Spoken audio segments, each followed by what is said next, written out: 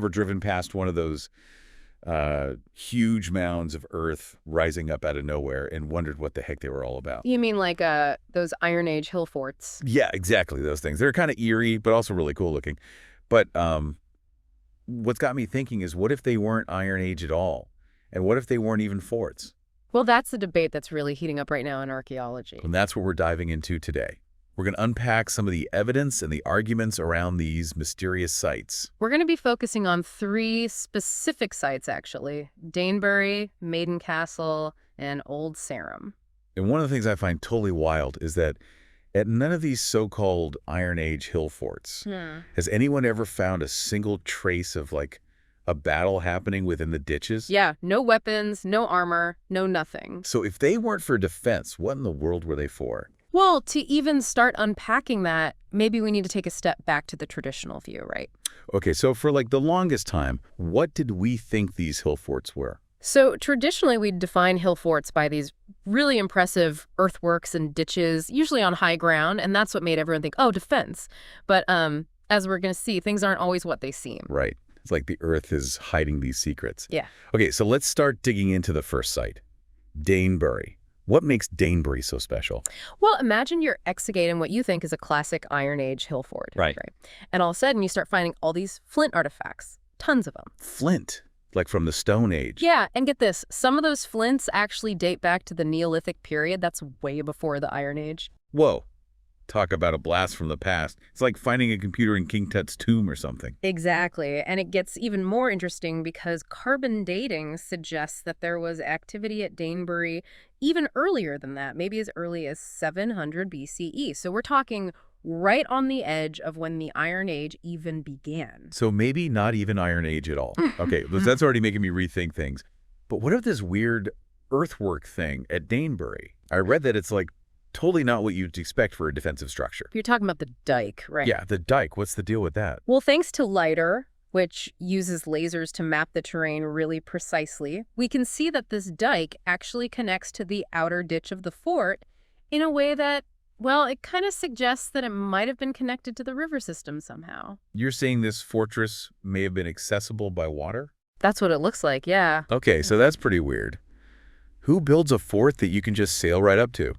Unless it wasn't really a fort. What if it was a trading post? Or some kind of center for communication, for exchanging goods and stuff. That's a really different way of looking at it. And it makes me wonder even more about those ditches, especially the way they were built. What do you mean? Well, if you were building a fort, you'd think you'd pile up the dirt from the ditch on the inside, right? Yeah. To make the walls higher. Yeah, that makes sense. But at Danebury, the original ditch, the one archaeologists call A1, has a lot of that spoil on the outside. Almost like they were trying to keep something in, not out. Exactly. Yeah. And it's not just Danebury either.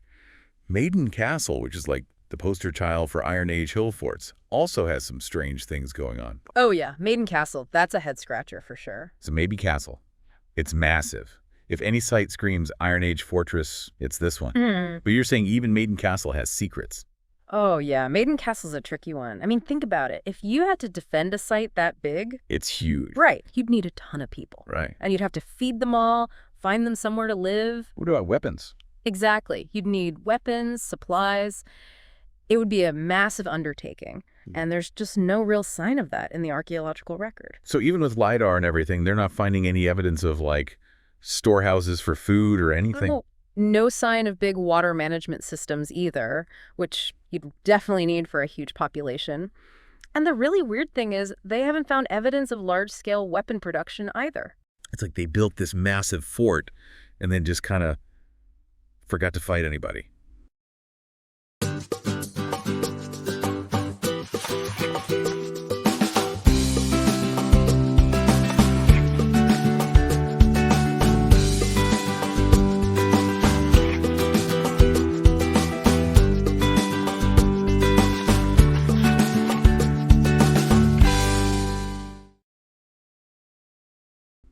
So what are we supposed to think then?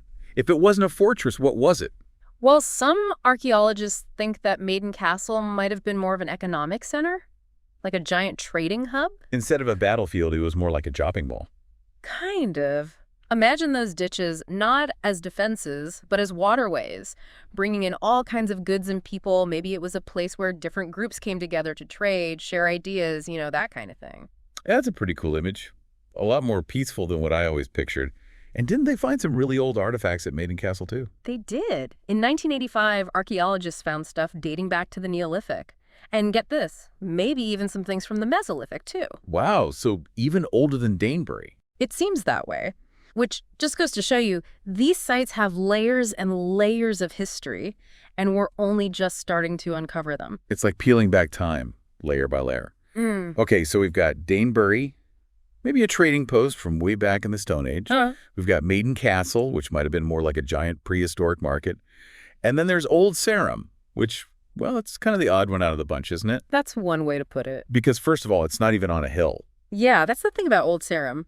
Not your typical hill fort. It's in a floodplain. A floodplain? Who built a fort in a floodplain? Well, for a long time, people thought it was because all these important Roman roads met there, a strategic location and all that. But then they took a closer look with LIDAR and no roads. What's kidding? No Roman roads. Not a single one. LIDAR showed that they just weren't there. So much for that theory. So if it wasn't about the Roman roads, what was it about? Why build in such a weird spot? That's the million-dollar question. And it gets even weirder when you look at the ditches because just like at Danebury, they piled the dirt on the outside. Again? So maybe they were trying to keep something in at Old Sarum, too. It's definitely possible. And when you remember that nobody's ever found any evidence of battles at any of these sites. Makes you wonder, what if they were protecting something else entirely? It's like we're starting to see a pattern here. Danebury with its potential water link, Maiden Castle, maybe this giant prehistoric market, and now Old Sarum with those ditches that seem more about keeping things in than out. What could it all mean? Well, one theory is that those ditches at Old Sarum might have been moats, like at Maiden Castle. Maybe they were used for managing trade and transportation by water. So instead of picturing Old Sarum as this isolated fortress, we should be picturing it with bustling waterways, boats full of goods coming and going. Yeah. I mean, if these hill forts weren't primarily for defense, that really changes how we view the societies that built them, doesn't it? It totally changes our understanding of what was happening in Britain back then. We always thought of these people as warlike and defensive. But what if they were actually more focused on things like collaboration, trade-building connections with each other? And the thing is, it's not just these three sites, right? We're talking about over 2,000 of these so-called Iron Age hill forts all over Britain. Exactly. And not a single one has any evidence of battles happening within those ditches. No weapons? No, nothing. No. Right. It makes you wonder. If they weren't building these massive structures for war, then what was the purpose? What were they trying to protect? It's like we're looking at the past with brand new eyes. It's like the Earth itself has been trying to tell us a different story this whole time, and we're finally starting to listen. And the best part is, we're just getting started.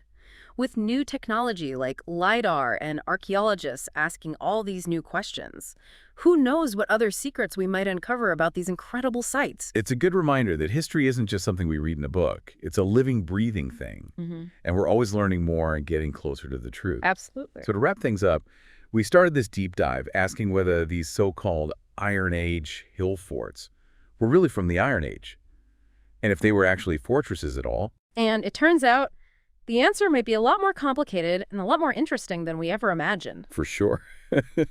We learned that these enigmatic structures might not have been about war at all. Maybe they were thriving centers of trade, innovation, connection. It really makes you rethink what you thought you knew about prehistoric Britain.